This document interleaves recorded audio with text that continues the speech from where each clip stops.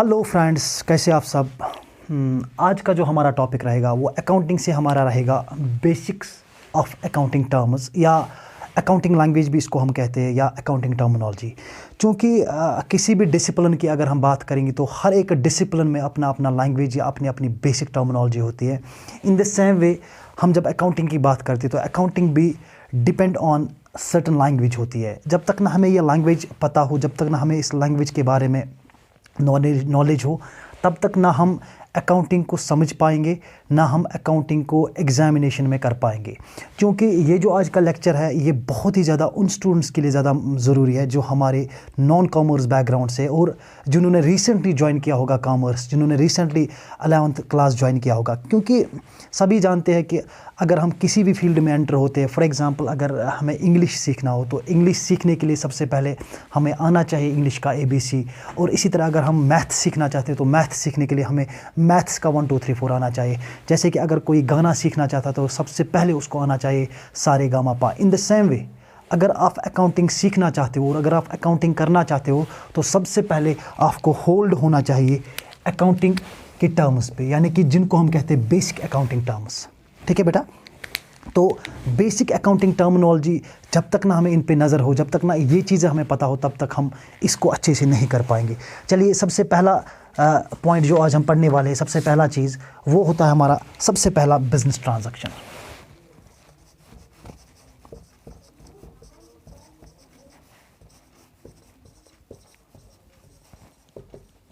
ठीक है बेटा, सबसे पहला पॉइंट जो आज मैं आपके साथ डिस्कस करने वाला हूं अकाउंटिंग से, वो हमारा रहेगा बिजनेस ट्रांजैक्शन। अगर मैं ट्रांजैक्शन की बात करूं बेटा तो ट्रांजैक्शन होता है हमारा लेन देन।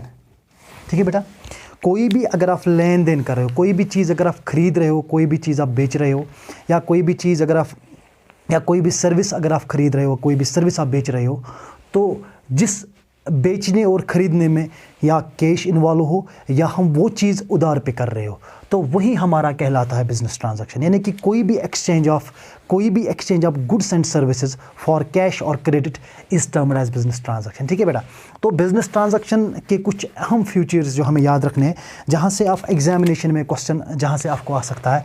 जैसे कि सबसे पहला फीचर जो आपको इसमें याद रखना है ये होता है इकोनॉमिक एक्टिविटी।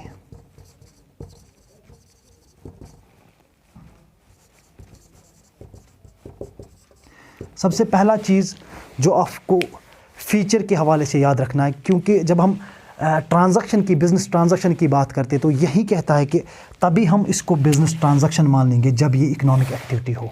इकोनॉमिक एक्टिविटी क्या होता है बेटा? वो ट्रांजैक्शन जिसमें मनी का इन्वॉल्वमेंट हो, यानी कि जिस ट्रांजैक्शन में मनी इन्वॉल्वमेंट हो वो ट्रांजैक्शन हमें कहलाती है, उस ट्रांजैक्शन का नाम क्या दिया जाता है? Business transaction. एग्जांपल के तौर पे मान लो किसी बिज़नेस ने गुड्स परचेज़ किए 10,000 के, तो ये हमारा बन गया इकोनॉमिक ट्रांजैक्शन, क्योंकि इसमें पैसा आया। फॉर एग्जांपल अब उसी बिजनेसमैन ने अपने फ्रेंड को डिनर पे बुलाया। जब वो किसी फ्रेंड को डिनर पे बुला रहा है तो वहाँ पे वो उसको खाना खिलाएगा और खाना खाने के पैसे नहीं लेगा उससे। ठीक है बेटा, तो वो हमारी बन गई इकोनॉमिक, सोशल एक्टिविटी और नॉन इकोनॉमिक एक्टिविटी। तो उसके बाद ये जो हमारी ट्रांजैक्शन, बिजनेस ट्रांजैक्शन होती है, और एक इसका फीचर आपको याद रखना है, ये हमारी होती है एक्सटर्नल और इंटरनल। यानी कि दोनों किस्म की ट्रांजैक्शन हो सकती है। ये कभी हमारी एक्सटर्नल भी होती है और कभी कभार हमारी इंटरनल भी होती है। अब एक्सटर्नल क्या होता है और इंटरनल क्या होता है? एक्सटर्नल बेटा वो ट्रांजैक्शन होती है जब कोई भी चीज़ हम किसी एक्सटर्नल पार्टी को बेचे या उससे कोई चीज़ खरीदे। यानी कि जब भी हम एक्सटर्नल की बात करते हैं तो इसमें आती है हमारी 2 पार्टीज। ठीक है बेटा, यानी कि एक्सटर्नल ट्रांजैक्शन जब भी हम करते हैं किसी और बंदे के साथ, चाहे हम कस्टमर के साथ करेंगे ट्रांजैक्शन, चाहे अपने सप्लायर के साथ ट्रांजैक्शन करेंगे, तो वो हमारी बन जाती है एक्सटर्नल ट्रांजैक्शन।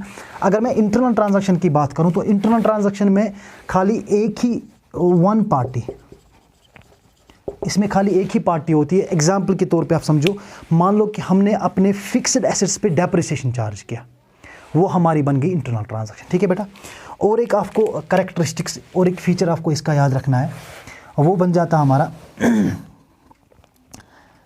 क्वांटिटेटिव और क्वालिटेटिव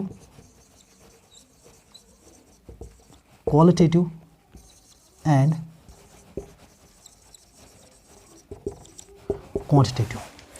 अब अगर मैं बात करूं क्वालिटेटिव एंड क्वांटिटेटिव, कहा जाता है कि ये जो हम बिजनेस ट्रांजैक्शन करते हैं, ये बिजनेस ट्रांजैक्शन क्वालिटेटिव भी हो सकती है, ये बिजनेस ट्रांजैक्शन हमारी क्वांटिटेटिव भी हो सकती है। लाइक क्वालिटेटिव क्या होता है और क्वांटिटेटिव क्या होता है।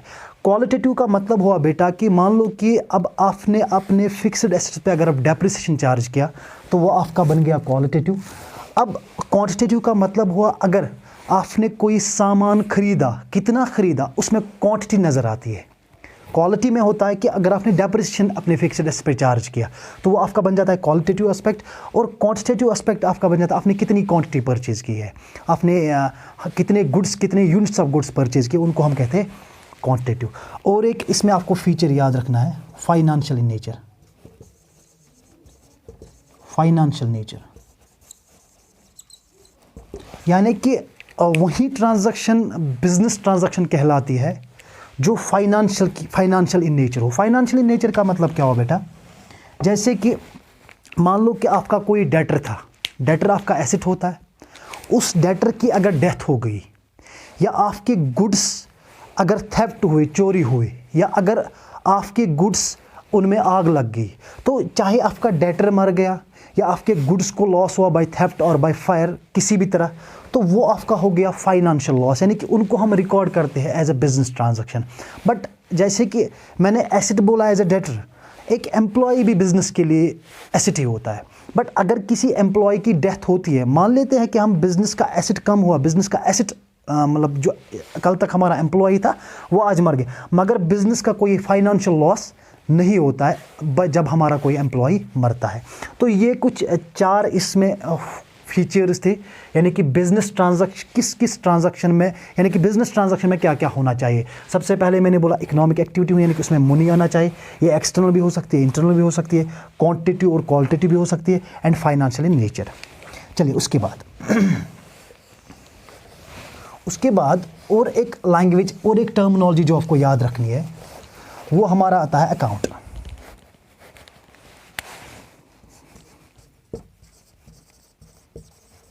बेटा देखिए अकाउंट होता क्या है।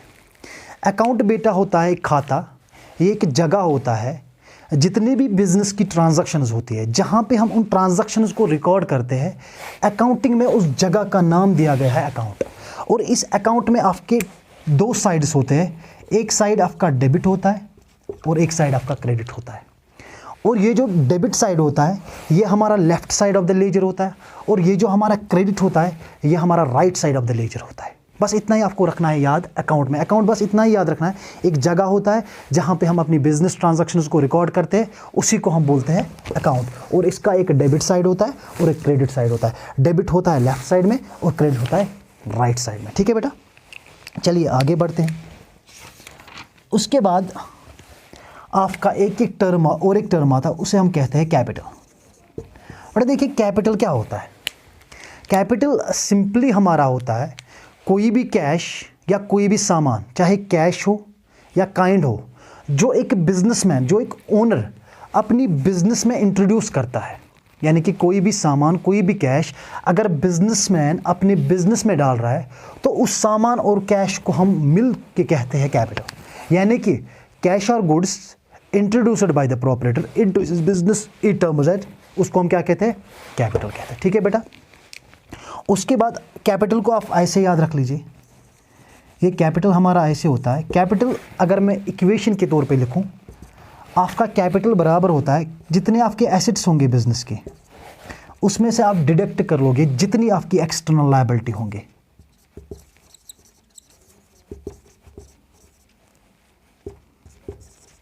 जितनी आपकी लायबिलिटीज होंगे, जब वो आप एसेट्स से डिडक्ट कर लोगे तो आपका वहां से क्या निकलेगा, कैपिटल। ठीक है बेटा, चलिए और आगे बढ़ते हैं। और एक आपकी टर्म आती है ड्राइंग्स। अब ड्राइंग्स होता क्या है बेटा, अभी जो मैंने बोला, चाहे कैश की मैं बात करूं या काइंड की मैं बात करूं, जो अभी इंट्रोड्यूस किया था बिजनेसमैन ने अपनी बिजनेस में, तो वो उसका बन गया कैपिटल।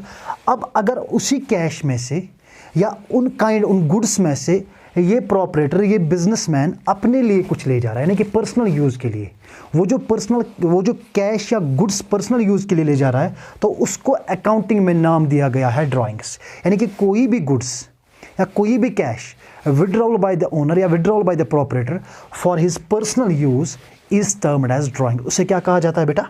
ड्राइंग्स। ठीक है बेटा।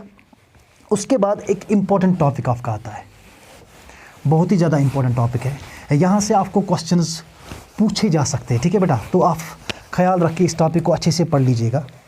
ये हमारा है लायबिलिटी। अब देखिए लायबिलिटी हमारा क्या होता है। अगर मैं लायबिलिटी की बात करूं तो लायबिलिटी होता है बेटा ओब्लिगेशंस, ये कर्जे होते हैं या future obligations that a businessman या that a business has to pay in future. ये वो कर्जे होते हैं जो एक बिजनेसमैन को फ्यूचर में अदा करने होते हैं। ठीक है बेटा, चाहे किसी से भी इसने कर्जा लिया होगा, चाहे बैंक से कर्जा लिया होगा, चाहे अपने फ्रेंड से कर्जा लिया होगा, चाहे इवन कि बिजनेसमैन भी इसमें आता है, बिजनेसमैन से कर्जा लिया होगा, यानी कि तमाम ऑब्लिगेशन, तमाम कर्जे या इसके क्रेडिटर्स भी हो सकते हैं, जितने भी इसके कर्जे हैं वो फ्यूचर में हमें अदा करने होते हैं, उनको हम नाम क्या देते हैं? लायबिलिटी। अब लायबिलिटी की क्लासिफिकेशन की अगर मैं बात करूं तो इसको दो तरह की क्लासिफिकेशन है, two types of classification is there. तो पहली क्लासिफिकेशन हम पढ़ेंगे तो वो हमारी होती है, पहली क्लासिफिकेशन में क्या है हमारा? Internal liability.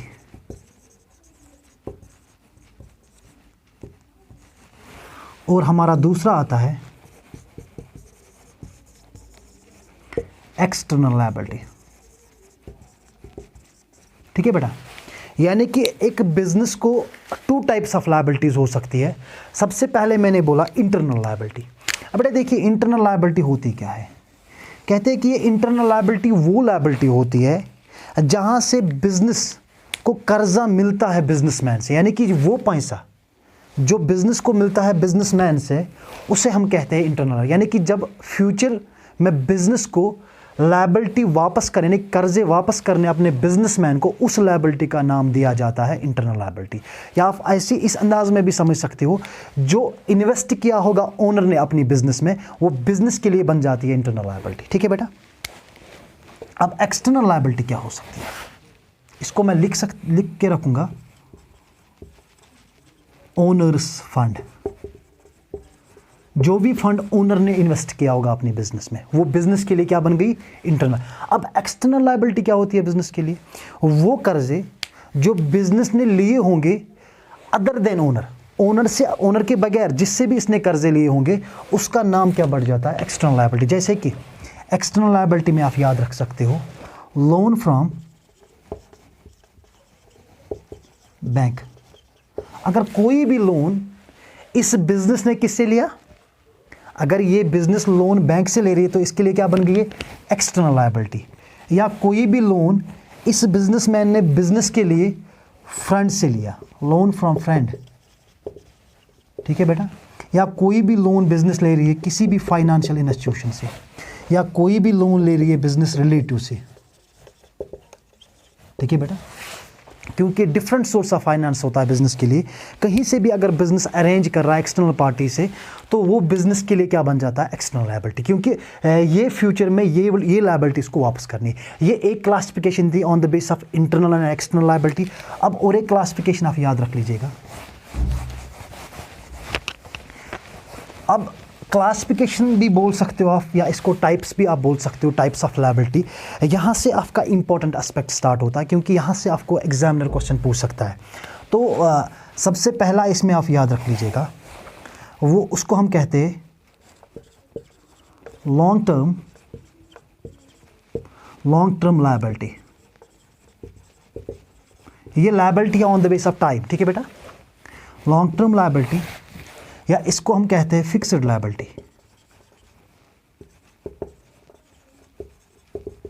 और इसको हम और एक नाम से जानते हैं,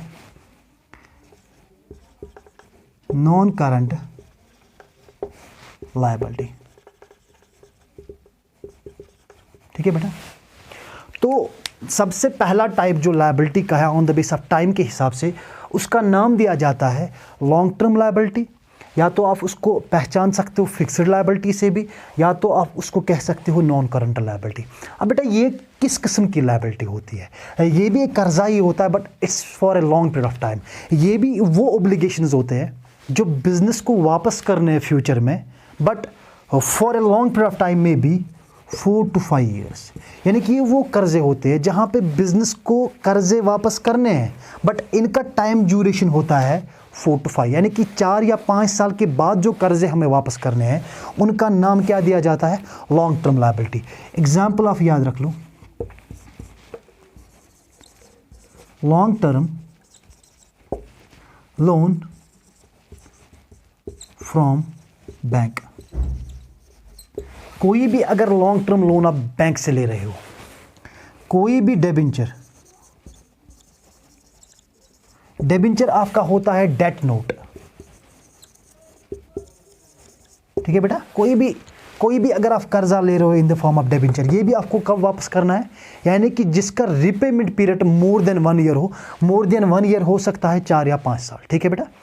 या हम कह सकते हैं पब्लिक डिपॉजिट्स।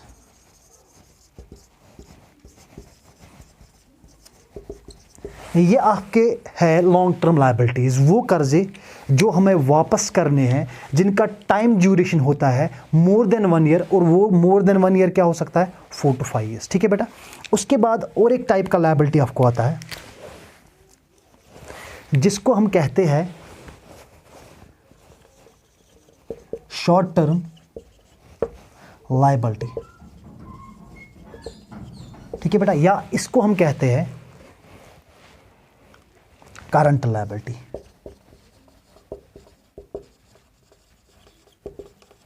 ठीक है बेटा।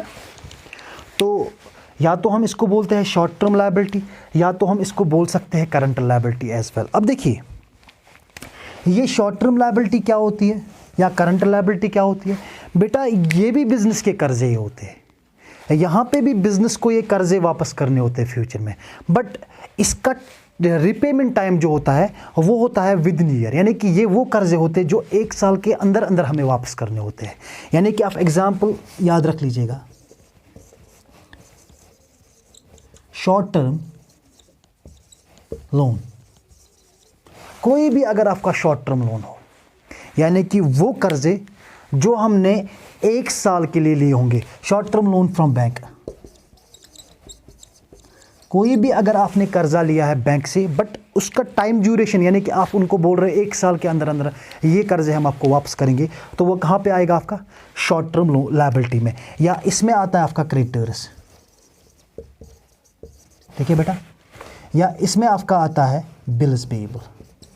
ठीक है बेटा, ये वो कर्जे होते हैं जो हमें रिपे करने पड़ते हैं with in a very short period of time, और वी कैन से इनका जो टाइम ड्यूरेशन होता है वो होता है 1 साल। ठीक है बेटा। या इसमें आपका और एक आता है कोई भी आपका आउटस्टैंडिंग एक्सपेंस, कोई भी आपका आउटस्टैंडिंग अगर हो, ठीक है बेटा, कोई भी अगर आपका आउटस्टैंडिंग एक्सपेंस रह गया हो, चाहे वो सैलरी की बात हम करेंगे, चाहे हम वेजेस की बात करेंगे, और वो भी आपको किस में आते हैं? Short term liabilities. और एक टाइप ऑफ लायबिलिटी इसमें आता है जिसका नाम हम देते हैं कंटीजेंट लायबिलिटी। ठीक है बेटा।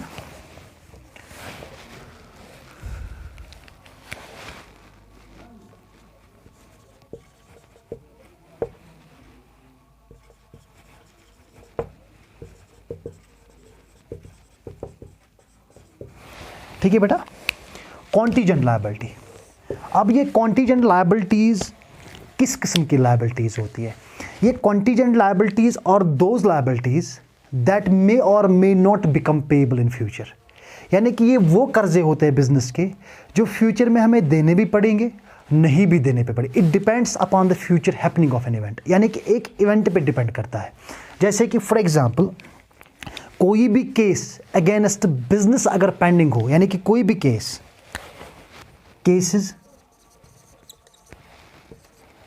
पेंडिंग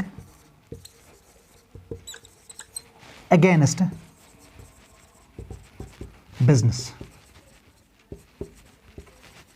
बिजनेस इन कोर्ट, यानी कि कोर्ट में अगर कोई भी केस हो जो बिजनेस के अगेंस्ट किया गया है, किसी थर्ड पार्टी ने मान लो कि केस किया है, अब डिपेंड करता है फ्यूचर इवेंट पे। अब अगर उस थर्ड पार्टी ने वो केस जीत लिया तब जाके बिजनेस को ये लायबिलिटी उसको देनी है, अदरवाइज नहीं देनी है। It depends upon the future event, ठीक है बेटा। या आप एग्जाम्पल याद रख लो, या आपका हो सकता है कोई भी, यानी कि guarantee on behalf of others, guarantees on behalf of others, यानी कि कभी भी अगर हम बीइंग एज ए गारंटर रहते हैं किसी थर्ड पार्टी के लिए, ठीक है बेटा, कभी भी अगर हम थर्ड पार्टी के लिए गारंटर रहते हैं तो it depends now in future, अगर उस बंदे ने वो लायबिलिटी वापस नहीं की तो फिर वो लायबिलिटी आपको वापस करनी पड़ेगी, ठीक है। अगर आप किसी के लिए गारंटर रहे हो, ये आमतौर पे क्या होता है कि हम बैंक्स में जब लोन के लिए अप्लाई करते हैं तो वहाँ पे हमें गारंटर्स की ज़रूरत पड़ती है, तब जाके अगर उस बंदे ने रिपेमेंट ऑफ लोन नहीं किया तो यू बिकम लायबल टू पे दैट लायबिलिटी, ठीक है बेटा। ये कुछ टाइप्स ऑफ लायबिलिटीज़ और क्लासिफिकेशन ऑफ लायबिलिटी थी। तो यहाँ से और एक क्वेश्चन अराइज होता है, ये जो हमारी कॉन्टीजेंट लायबिलिटी होती है, क्या इनको बुक्स ऑफ अकाउंट्स में दिखाया जाता है? अगर दिखाया जाता है तो कहाँ दिखाया जाता है? क्योंकि एग्जामिनर आपको यहाँ से क्वेश्चन पूछ सकता है, क्योंकि जब भी आप एग्जाम में जाते हो ना तो वहाँ से आपको डायरेक्ट क्वेश्चन नहीं मिलेंगे, क्योंकि एग्जामिनर की कोशिश होती है कि वो आपको ट्रिकी क्वेश्चन डालें, ठीक है बेटा। तो यहाँ से अगर आपने क्वेश्चन देखना है तो क्वेश्चन कैसे आ सकता है, जैसे कि एग्जामिनर आपको पूछेगा अगर ये कॉन्टीजेंट लायबिलिटी है, अगर आप बुक्स ऑफ अकाउंट्स में दिखाते हो तो किस वाले बुक्स ऑफ अकाउंट्स में, या तो आपको वो डायरेक्टली दिखाएगा, क्या आप ट्रेडिंग अकाउंट में दिखाते हो, प्रॉफिट एंड लॉस में दिखाते हो, या कहीं बैलेंस शीट में दिखाते हो, तो ये हम दिखाते हैं बैलेंस शीट में। या ये भी क्वेश्चन पूछ सकता है अगर बैलेंस शीट में दिखाते तो किस साइड में दिखाते, तो ये हम दिखाते हैं बेटा लायबिलिटी साइड। अगर लायबिलिटी साइड में दिखाते तो कहाँ पे दिखाते बेटा, या तो हम ये इनर साइड में दिखाएंगे लायबिलिटी का जो कॉलम होता है, या तो हम फुट नोट में इसको मेंशन करते हैं, यानी कि जब आपका बैलेंस शीट खत्म होगा तब अगर होगी ऐसी कॉन्टीजेंट लायबिलिटी आपकी, तब आप मेंशन कर लोगे फुट नोट में कि हमारी इस प्रकार की कॉन्टीजेंट लायबिलिटी है। तो ये भी आपको क्वेश्चन वहाँ पे पूछ सकते हैं कि किस कॉन्सेप्ट के हिसाब से। तो एक कॉन्सेप्ट हमारा है फुल डिस्क्लोजर, क्योंकि आगे हम वो अलग लेक्चर्स में वो डिस्कस कर लेंगे आपके साथ। एक फुल डिस्क्लोजर आपका कंसेप्ट आता है, यानी कि वही आपको बोलता है कि जितनी भी आपकी कॉन्टीजेंट लायबिलिटी है, as per that concept you have to disclose in the books of accounts, ठीक है बेटा। चले आगे बढ़ते हैं। उसके बाद लायबिलिटी के बाद आपका और एक चीज आता है बेटा,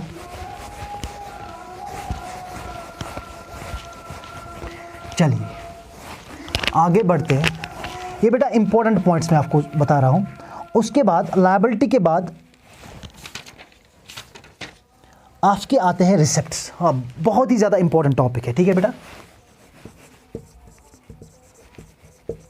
रिसिप्ट्स क्या होता है?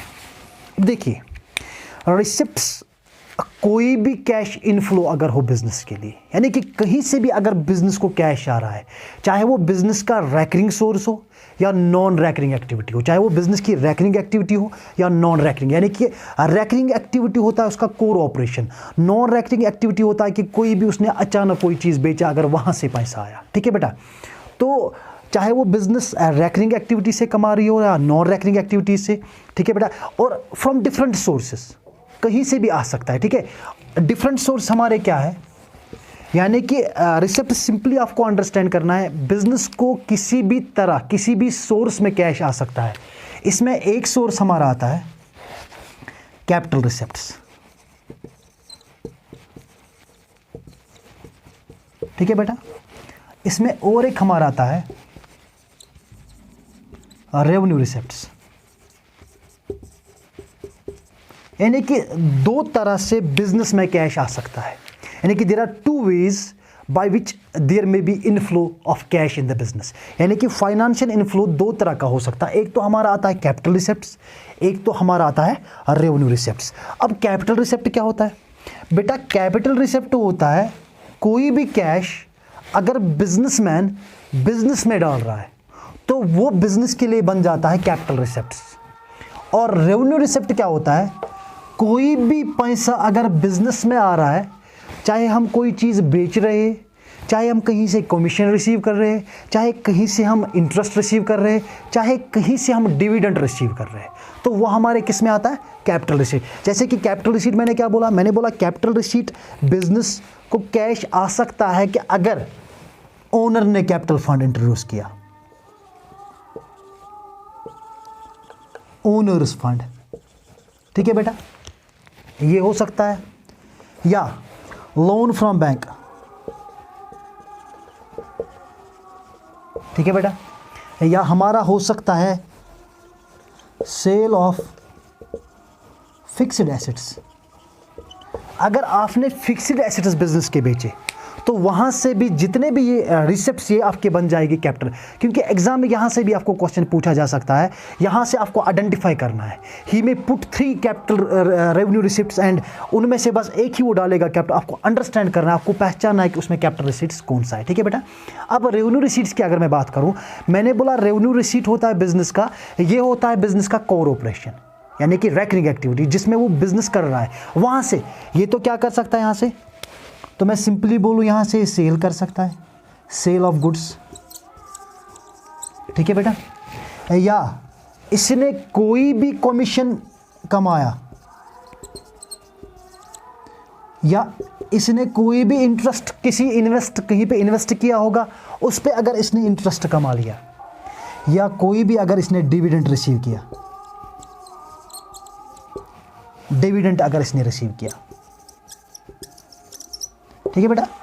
ये जितने भी इसके बन जाएंगे रेवेन्यू, यानी कि आपको रिसीट्स होता है कोई भी इनफ्लो ऑफ कैश, और उसमें से हो सकता है एक कैपिटल रिसीट और उसमें से एक हो सकता है रेवेन्यू रिसीट, ठीक है बेटा। ये अंडरस्टैंड हुआ आपको?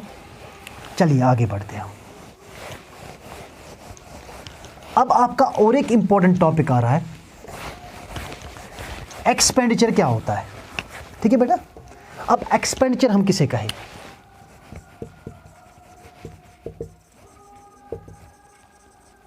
बेटा देखिए, एक्सपेंडिचर होता क्या है, what do you mean by expenditure? अगर मैं एक्सपेंडिचर की बात करूं तो ये अपोजिट होता है आपके जो रिसिप्ट्स होते हैं। रिसिप्ट्स का कैश इनफ्लो होता है, यहाँ पे आपको होता है आउटफ्लो ऑफ कैश, यानी कि जब भी आप कोई आउटफ्लो ऑफ कैश करते हो, जब भी आप कोई खर्चा कर रहे हो, तो उसे हम कहते हैं एक्सपेंडिचर। बट हम ये एक्सपेंडिचर करते क्यों हैं? हम एक्सपेंडिचर इसीलिए बिजनेस में करते हैं ताकि हम इस एक्सपेंडिचर से रेवेन्यू जनरेट करें। अब ये हमारा होता है 3 टाइप, यानी कि एक्सपेंडिचर हमारा होता है 3 प्रकार का एक्सपेंडिचर होता है हमारा। सबसे पहला कैपिटल एक्सपेंडिचर। बेटा देखिए, कैपिटल एक्सपेंडिचर होता क्या है? अगर मैं बात करूं कैपिटल एक्सपेंडिचर, सबसे पहले आपको याद रखना है, कोई भी आउटफ्लो ऑफ कैश कहीं पे भी अगर आप खर्चे कर रहे हो तो वो आपका बन गया एक्सपेंडिचर। अब कैपिटल एक्सपेंडिचर क्या होता है? कैपिटल एक्सपेंडिचर होता है कोई भी आउटफ्लो ऑफ कैश अगर आपसे हो रहा है for the purchase of fixed assets, यानी कि जब आप परचेज ऑफ फिक्स्ड एसेट कर रहे हो उसके ऊपर जितने भी खर्चे हो रहे हैं वो आपका बन जाता है कैपिटल एक्सपेंडिचर। चाहे आप इसमें से लैंड परचेज कर लो या बिल्डिंग परचेज कर लो, ठीक है बेटा, या कोई भी मशीनरी परचेज कर लो, यानी कि कोई भी फिक्स्ड एसेट, चाहे वो मशीनरी की बात हो, चाहे वो फर्नीचर की बात हो, कोई भी फिक्स्ड एसेट अगर आप परचेज कर रहे हो, उनके ऊपर जो आपके खर्चे हो रहे हैं उनको अकाउंटिंग में नाम दिया गया है कैपिटल एक्सपेंडिचर। अब और एक एक्सपेंडिचर हमारा बनता है जिसे हम कहते हैं रेवेन्यू एक्सपेंडिचर, ठीक है बेटा। देखिए, अब रेवेन्यू एक्सपेंडिचर होता क्या है? रेवेन्यू एक्सपेंडिचर वो एक्सपेंडिचर होता है, वो खर्चे होते हैं जो बिजनेस करते हैं in order to generate revenue, यानी कि हम इसलिए ये खर्चे करते हैं ताकि इस एक्सपेंडिचर की वजह से हमें रेवेन्यू जनरेट हो जाए। जैसे कि फॉर एग्जांपल, हम अपने एम्प्लॉयज़ को अगर सैलरी देते हैं, ठीक है बेटा, अगर हमने अपने एम्प्लॉयज़ को वेज दी, या कहीं पे अगर हमने रेंट पे किया, ठीक है, या अगर हम फ्रेट पे कर रहे हैं, कोई भी किराया, यानी कि या कहीं पे ऑयल, कोई भी एक्सपेंसेस करना, चाहे वो सैलरी देना, चाहे वो वेजेस देना, चाहे वो रेंट देना, चाहे वो इलेक्ट्रिसिटी फी देना, कोई भी ऐसे चार्जेस, कोई भी ऐसे एक्सपेंसेस पे करना जिसकी वजह से आपका रेवेन्यू बढ़ जाए। अगर आप एम्प्लॉय को सैलरी दे रहे हो तो आपको एम्प्लॉय सर्विस देता है, तो उस सर्विस की वजह से आप अपने बिजनेस का रेवेन्यू जनरेट कर सकते हो, तो उनको हम नाम देते हैं बुक्स ऑफ अकाउंट्स में रेवेन्यू एक्सपेंडिचर। और लास्ट वन जो आपका एक्सपेंडिचर आता है उसे हम कहते हैं deferred revenue expenditure. Deferred revenue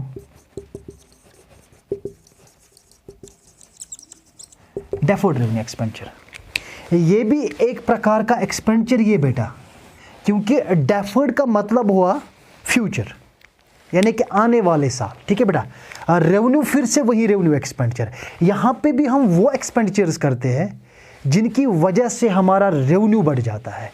ये डेफर्ड रेवेन्यू एक्सपेंडिचर वो एक्सपेंडिचर्स होते हैं बेटा जो हम एक्सपेंडिचर्स करते हैं, मगर इन एक्सपेंडिचर्स का बेनिफिट हम उठाते हैं मोर देन 3 और 4 ईयर्स, यानी कि जिनका हम बेनिफिट उठा पाएंगे अप टू 3 और 4 ईयर्स। इनको हम नाम देते हैं बुक्स ऑफ अकाउंट्स में डेफर्ड रेवेन्यू। जैसे कि हम कभी भी अगर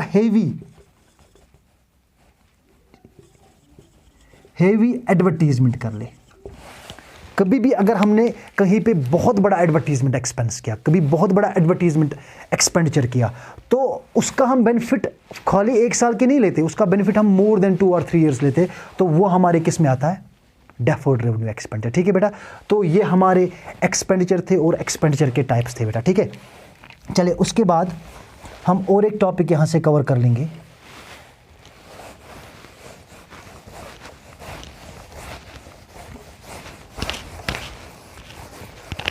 अब बेटा और एक टॉपिक आपके लिए आता है, अब एक्सपेंस क्या होता है।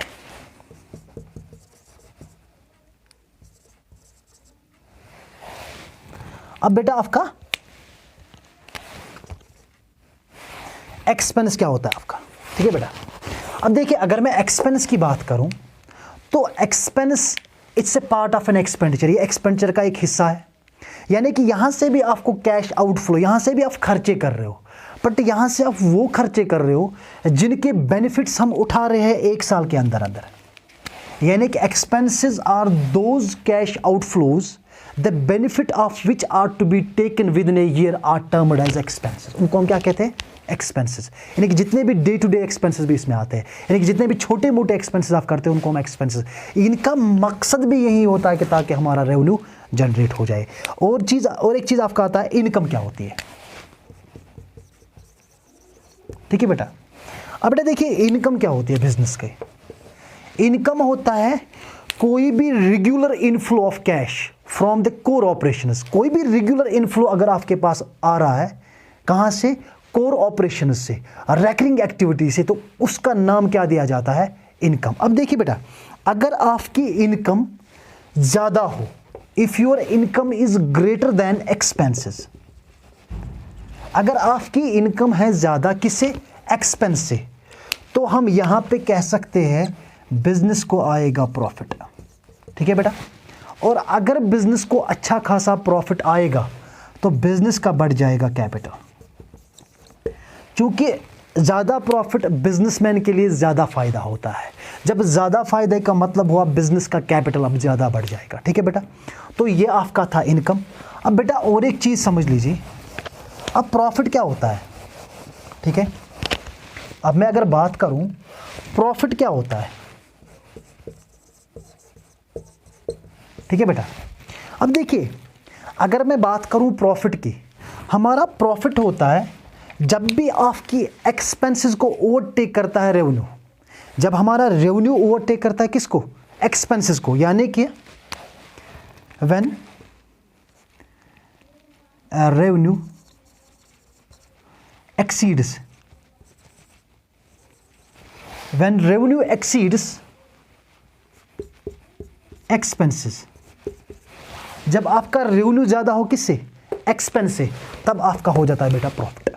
ठीक है बेटा, तो मैं अकाउंटिंग इक्वेशन के तौर पे भी आपको ये बता सकता हूं, यानी कि हम कह सकते हैं प्रॉफिट इज इक्वल, अगर आपको प्रॉफिट कैलकुलेट करना हो तो प्रॉफिट कैसे निकलेगा आपका, टोटल रेवेन्यू आपका टोटल रेवेन्यू में से आपके टोटल एक्सपेंसेस, यानी कि जितना भी आपका रेवेन्यू, जितना भी आपने रेवेन्यू अर्न किया होगा उसमें से हम डिडक्ट कर लेंगे टोटल एक्सपेंसेस को, और जो वहाँ से रिजल्ट निकलेगा वो आपका आ जाएगा प्रॉफिट। वो आपका क्या आ जाएगा? प्रॉफिट। ठीक है बेटा, ये समझ आया प्रॉफिट। उसके बाद गेन क्या होता है, क्योंकि ये कुछ इंपॉर्टेंट टर्म्स है, आपको समझनी है। अब गेन की अगर मैं बात करूं तो गेन इंसिडेंटल होता है हमारे बिजनेस में। ये बार बार नहीं होता है, ये एक्सीडेंटली होता है, इंसिडेंटली होता है, यानी कि बिजनेस एक्सपेक्ट नहीं करती है लेकिन फिर भी हो जाता है। लाइक फॉर एग्जांपल, बिजनेस ने कोई सामान परचेज किया मार्केट से 10,000 का, ठीक है बेटा। अब एक्सपेक्टेड है बिजनेस को कि ये 10,000 का सामान मैं बेचूंगा 12,000 में, क्योंकि मार्केट का रेट है। बट इसको क्या हुआ, इसने यही सामान 20,000 में बेचा, क्योंकि जो अनएक्सपेक्टेड होता है ना आपका, वो आपका बन जाता है गेन। ये तो आपको रैकरिंग एक्टिविटी से भी हो सकता है और नॉन रैकरिंग एक्टिविटी से भी हो सकता है, यानी कि जो आपका कोर ऑपरेशन है, जिसका आप बिजनेस करते हो उससे भी हो सकता है, और जिसका आप बिजनेस नहीं करते हो उसका भी हो सकता है। कभी कभार आपका कोई बिजनेस का गाड़ी होता है, आपने मान लो कि 2 लाख में परचेज़ की, जब आप बेचते हो उसमें 2.5 लाख आके, जो आपने 50,000 एक्स्ट्रा कमा ले, वो आपका इनकम नहीं बना, वो आपका बन जाएगा तब गेन। ठीक है बेटा। उसके बाद अब लॉस क्या होता है। अब लॉस की अगर मैं बात करूं, क्योंकि बिजनेस में प्रॉफिट के साथ साथ लॉस भी एक हमारा टर्म होता है। अब बेटा अगर मैं लॉस की बात करूं तो लॉस सिंपली बिजनेस के ऊपर बर्डन होती है। ये क्या होती है? बिजनेस के ऊपर बर्डन होती है, मीन्स कि अब जब आपका एक्सपेंस एक्सीड करता है रेवेन्यू से, यानी कि हियर मैं कह सकता हूं एक्सपेंस एक्सीड्स रेवेन्यू। ठीक है बेटा, जब आपके एक्सपेंसेस ज़्यादा हो, किससे? रेवेन्यू से, तो वहाँ से क्या निकलेगा, यानी कि आपके खर्चे ज़्यादा हुए और आपकी इनकम, आपका रेवेन्यू कम हुआ, तो वहाँ से जितना भी आपको निकलेगा वो आपको निकलेगा लॉस। फॉर एग्जांपल मान लो कि आपके एक्सपेंसेस हुए 10,000 के, ठीक है बेटा, और आपका रेवेन्यू कितना आया? 8,000, और यहाँ से जो आपको डिफरेंस निकलेगा 2,000 का, और वो बेटा बन जाएगा आपका लॉस। समझ आया? ठीक है बेटा। उसके